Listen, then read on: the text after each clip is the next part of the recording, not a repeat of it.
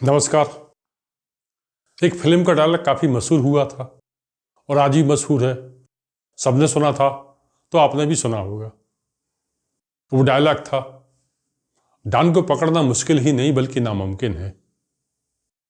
और ये डायलॉग आज के संदर्भ में, खासतौर से राजनीति में सबसे ज़्यादा सूट कर रहा है दिल्ली के पूर्व मुख्यमंत्री व आम आदमी पार्टी के संयोजक अरविंद केजरीवाल पर।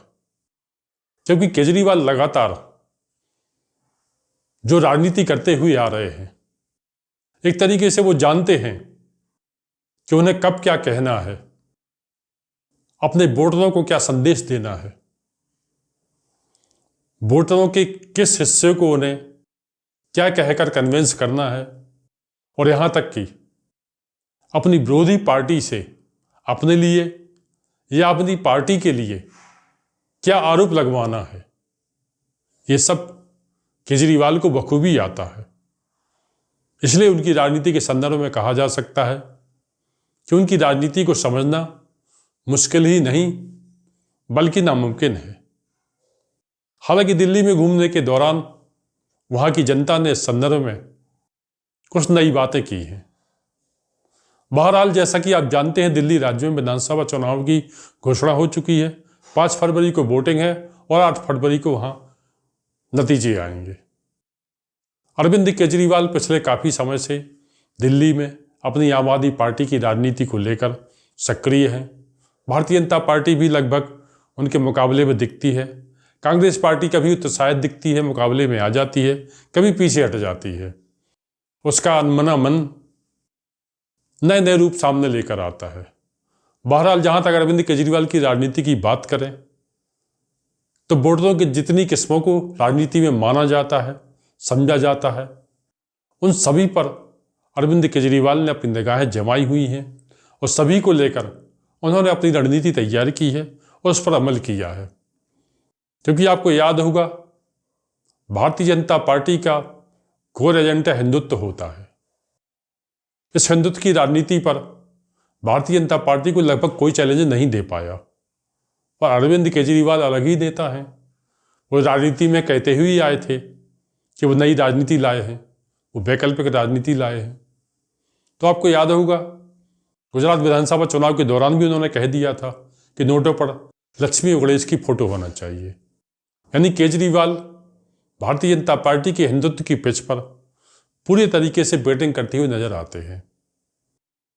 हालांकि कांग्रेस पार्टी और उसके नेता राहुल गांधी ने यह कोशिश की थी, क्योंकि आपको याद होगा, राहुल गांधी और उनकी पार्टी राहुल गांधी को जनेऊधारी ब्राह्मण कहती थी और राहुल भी मंदिर मंदिर जा रहे थे। हालांकि इससे कांग्रेस पार्टी को कोई खास सफलता नहीं मिली और फिर उसके बाद तो देश की किसी पार्टी ने या किसी नेता ने कम से कम हिंदुत्व के पिच पर बैटिंग करने की कोशिश नहीं की। पर अरविंद केजरीवाल अपनी तरीके के अलग नेता हैं। वो हिंदुत्व की बैटिंग करते रहे। उस सिखों से लेकर, पंजाबियों से लेकर, ऑटो वालों से लेकर जितने भी वोट बैंक हो सकते हैं, उन्होंने सबको साधने की कोशिश की, उस पर बयान दिए, उन पर काम किया, उनके लिए घोषणाएं की। पर एक वर्ग बच जाता था, वो वर्ग है मुसलमानों का। और चूंकि कांग्रेस पार्टी पिछले काफी समय से जिस तरीके की राजनीति करती हुई आ रही है, उसकी राजनीति से साफ झलकता है जो अपने कोर वोटर दलितों को और मुसलमानों को अपने पाले में लाना चाहती है। और इसलिए जहां 2015-2020 के विधानसभा चुनाव में कांग्रेस पार्टी को दिल्ली राज्य के विधानसभा चुनाव में कोई सफलता नहीं मिली थी, पर इस बार माना जा रहा था कि कांग्रेस पार्टी ये मानकर चल रही है कि दिल्ली के दलित और खासतौर से मुसलमान वोटर उसके पाले में आएंगे और एक कांग्रेस को कहीं ना कहीं कुछ ना कुछ सफलता जरूर दिलाएंगे। अब यही वो बात थी जो अरविंद केजरीवाल को परेशान कर रही थी। तो अरविंद केजरीवाल ने इससे निपटने के लिए जो रणनीति बनाई, उस पर अमल किया। उसके अनुसार उन्होंने रामायण की कथा के एक प्रसंग को अपने हिसाब से सुना दिया, जिसमें उन्होंने बताया कि रामचंद्र जी जब वनवास पर गए थे तो वो भोजन की व्यवस्था करने के लिए जंगल गए थे। उसी समय रावण सोने का हिरण बनकर आ गया। सीता जी ने लक्ष्मण जी को आदेश दिया कि वो हिरण पकड़ कर लाएं, और फिर रावण साधु का वेश बनकर आ गया। अब केजरीवाल जानते थे कि उनकी इस कथा पर उनकी विरोधी पार्टियां हमला करेंगी और उनको क्या जवाब देना है ये भी केजरीवाल को मालूम था। तो जाहिर है भारतीय जनता पार्टी ने इसको लेकर अपना विरोध दर्ज कराया। फिर केजरीवाल सामने आए, उन्होंने कहा कि भारतीय जनता पार्टी कह रही है कि हिरण बनकर जो आया था वो मारीची राक्षस था। यहां भी केजरीवाल जो मारीची नाम ले रहे थे, सही नाम मारीच है। और फिर केजरीवाल ने जिस आरोप लगाने के लिए वो बेताब थे वो आरोप उन्होंने लगा दिया। भारतीय जनता पार्टी के लिए कह दिया कि वो रावण को वंशज है, वो रावण को फॉलो करने वाली पार्टी है। वो केजरीवाल यही चाहते थे, क्योंकि उन्हें मालूम है कि देश के मुसलमानों को अपने पाले में कैसे लाया जा सकता है। तो मुसलमानों को लेकर इस देश में ये बात काफ़ी आम हो गई है कि जिस भी राजनीतिक पार्टी को, खासतौर से जो भारतीय जनता पार्टी के विरोध में है, उसको मुसलमानों को यदि अपने पाले में लेना है तो उससे कोई हिंदुत्व के या सनातन के विरोध में बोलना होगा।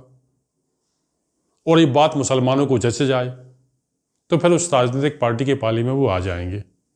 अरविंद केजरीवाल ने इसी को ध्यान में रखते हुए रामायण की कथा को अपने हिसाब से सुना दिया।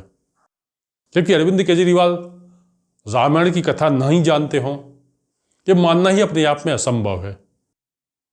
क्योंकि वो सरकारी नौकरी में रहे और सबसे बड़ी बात यह है कि जब वो जेल में थे तब उन्होंने प्रशासन से अपने लिए 3 किताबों की मांग की थी। उन किताबों में रामायण, गीता और पत्रकार नीजा चौधरी की किताब थी। तो जेल में रहने के दौरान भी अरविंद केजरीवाल ने रामायण का अध्ययन कर लिया और वहीं से केजरीवाल को यह सूत्र मिला कि जब सारे वोट बैंक को साध लिया तो मुसलमानों को कैसे साधा जाए। इसलिए केजरीवाल ने रामायण की कथा के इस प्रसंग को अपने हिसाब से सुनाया।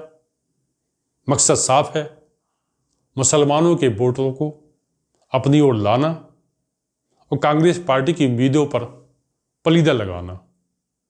बहरहाल केजरीवाल की इस राजनीति को राजनीतिक पार्टी के नेता नहीं समझ पा रहे, पर दिल्ली में घूमने के दौरान जनता ये कहती हुई सुनाई दी कि केजरीवाल की इस राजनीति को भले ही कोई राजनीतिक पार्टी या उसके नेता नहीं समझ पा रहे हों, पर जनता समझ रही है।